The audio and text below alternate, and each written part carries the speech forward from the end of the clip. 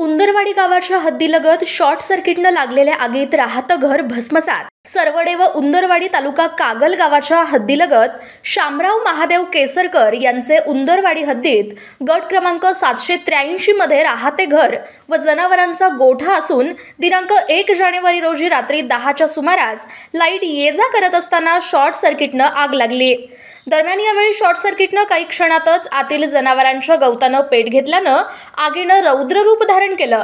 शेजारील आयडियल अकॅडमीचे महेश बुजरे यांनी घरातून धुराचे लोट व आगीचे लोळ त्यांच्या निदर्शनास आले।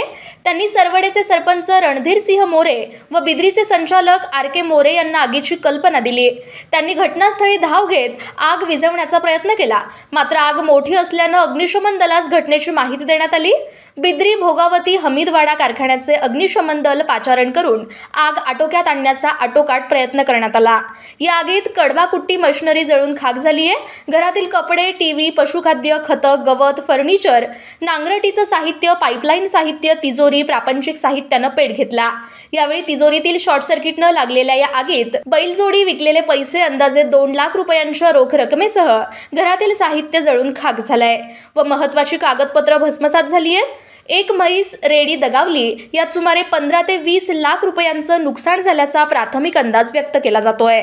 आगीनंतर उंदरवाडीचे तलाठी S.V. मोरे, ग्रामसेवक दत्तात्रय ढेरे, पोलीस पाटील दीपाली हिंदूराव परीट, ग्रामपंचायत सदस्य मारुती पाटील, अमोल गुरव यांनी पंचनामा करून शासन स्तरावर मदत मिळण्यासाठी योग्य तो पाठपुरावा करू असं सांगितलं। आई, कणीदार तूप म्हणजे काय ग? कणीदार तूप म्हणजे रवाळ, अगदी घरच्या तुपासारखं। कणीदार गोकुळ तूप।